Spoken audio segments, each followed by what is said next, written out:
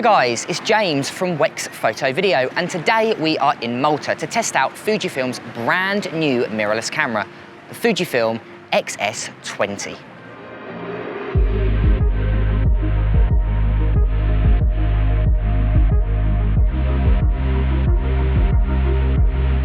So this camera is packed with specs, and to test that, we've got a few activities planned. So in just a few moments, we're going to go out on a speedboat and go to the rural parts of Malta. Then we've got a jeep tour where we're going to go discover a few caves and possibly even a few cliffs. So really looking forward to it. And along the journey, I want to go and vlog some of the boat tour, some of the jeep tour, take some photos, some videos to really test this camera out. But firstly, let's talk about the headline specs of the brand new Fujifilm X-S20. So the Fujifilm X-S20 is a true replacement for the Fujifilm X-S10, supporting a 26.1 megapixel X-Trans4 BSI CMOS sensor with an X processor 5. Now, I love this amount of resolution. It's not too low, but it's also not too high, so you won't have problems sending or editing these files, and it also allows you to crop in your images as well. It also won't take up much memory on your SD card either.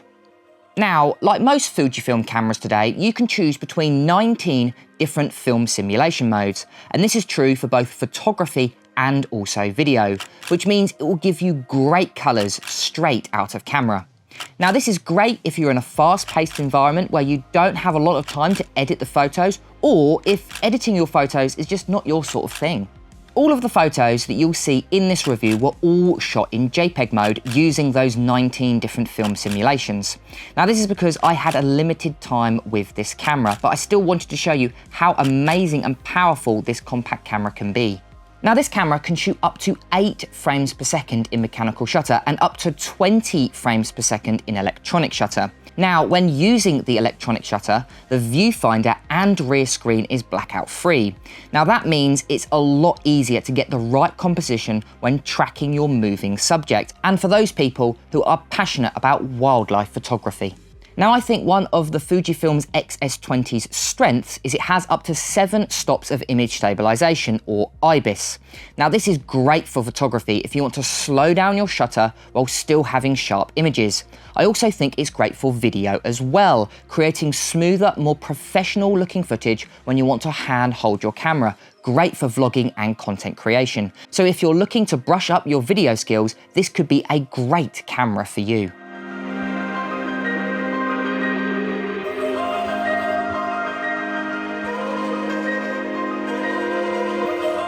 But it's not just photography where this camera excels, because the video specs are also really impressive for a camera of this size. So firstly, this camera can shoot up to 6.2K at 30 frames per second open gate. So this will give you a huge amount of data and resolution to play with, as well as it can also shoot in 422 10-bit at 360 megabytes per second in F-Log and F-Log 2. Now, for those that might not know, F-Log, as well as Fujifilm's brand new profile, F-Log 2, is a log profile. Now, this is great for creating a larger dynamic range within your video, but you do have to color grade your video in post-production to get the best results. Now, this will give you a huge amount of color control if you want to be really creative with your color grading in post-production. I've used F-Log before and F-Log 2, and I must say I really like that colour profile when it comes to colour grading. And it's something that I think Fujifilm excels at. So if you're after beautiful colours with minimal work when it comes to colour grading, I think this camera is perfect for you. Now, when it comes to video resolution, you can also shoot up to DCI 4K at 60 frames per second, which is 2 times slow motion. But if you want to shoot in ultra slow motion, this camera can go up to 240 frames per second in 1080p. Now, this is 8 times slow motion and great for capturing slow motion action.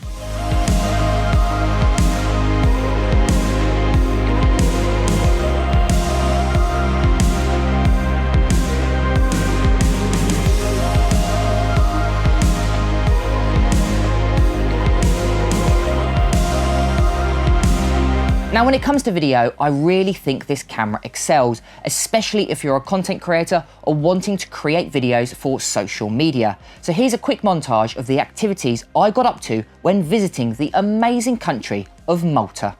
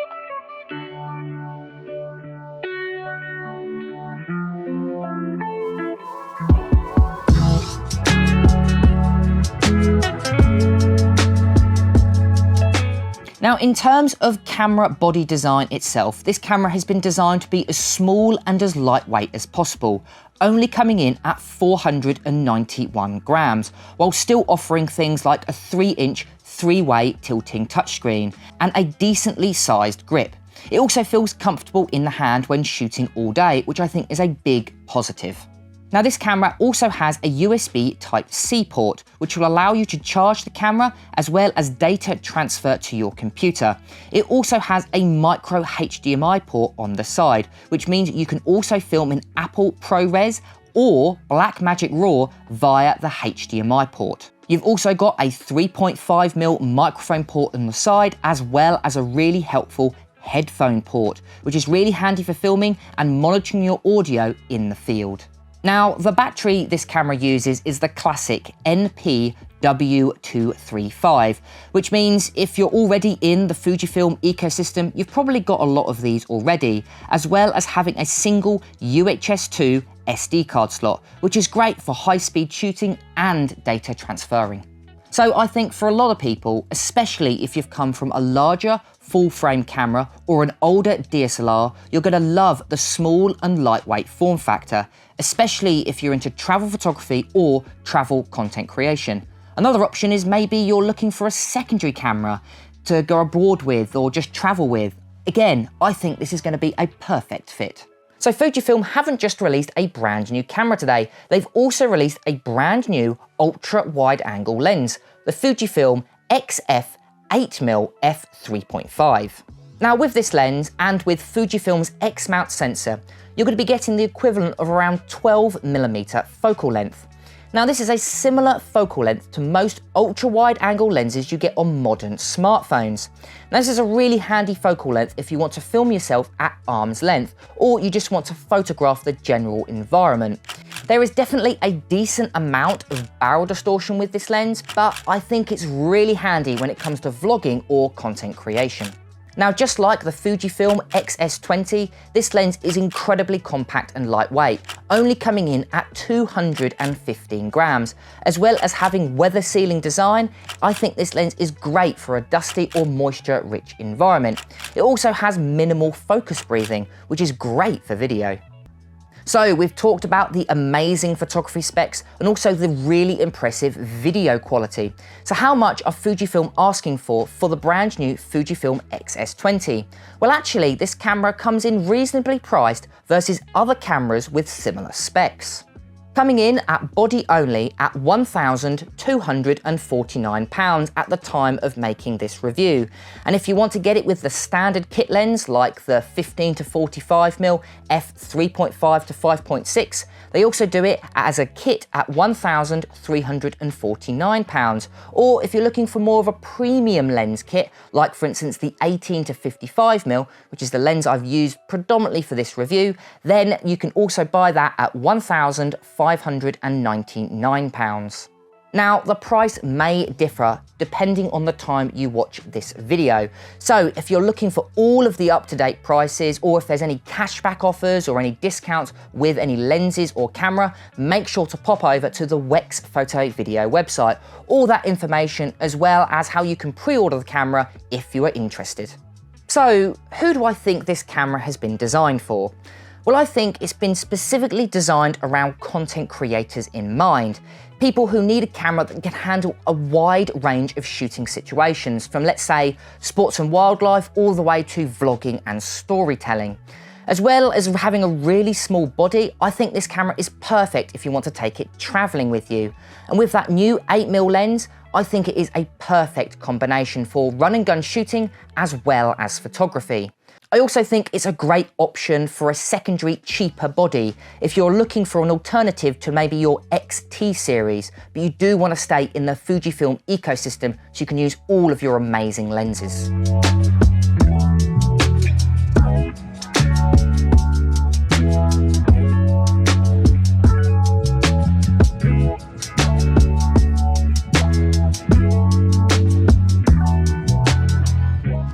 So my time in Malta has come to an end. I've really enjoyed it. The Jeep, the speedboat was just amazing fun. And having this camera with me and capture all of those special moments was really, really handy. Now, there's a few notes I've got with this camera and a few positives and negatives that I can think about. First thing is how small and lightweight it is, especially with that 8mm lens. So if you're after a small lightweight camera, maybe for traveling, or you just want to simply downsize your kit, I know a lot of people shoot on full frame, or maybe even some of you guys still shoot on a DSLR camera. It's so refreshing having a camera that is this small. I've got a little strap that kind of fits on the side of my, my bag, and sometimes I even forgot it was on there, which is really, really nice. And when I actually put it in my bag, I had so much room left over, which is so nice, which means you'll be able to bring more lenses, or maybe you'll be able to bring a drone with you, which you wouldn't have been able to because how big and heavy your other camera equipment was. But there is a negative side to that as well.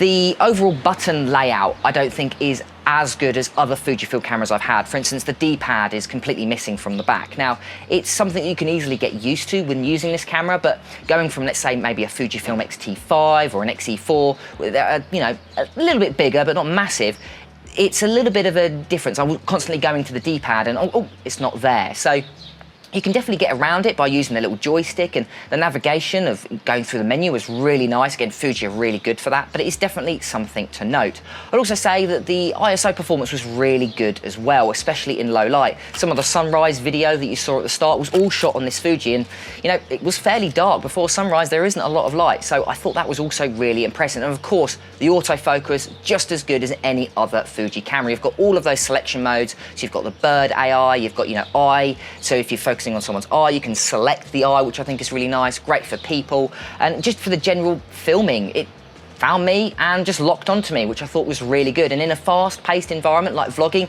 you need to have a camera you can rely on. This camera, I think, is genuinely perfect. So if you're a content creator, if you're a travel vlogger, if you're just after a little travel go-around camera, maybe you've got an X-E4, maybe you've got an X-T5 or something like that, and you want maybe a secondary camera, I really think this is a perfect camera for you. But I've got to get to bed because my flight is quite early in the morning. So that's enough from me. I've been James for Wex Photo Video, and I'll catch you guys next time.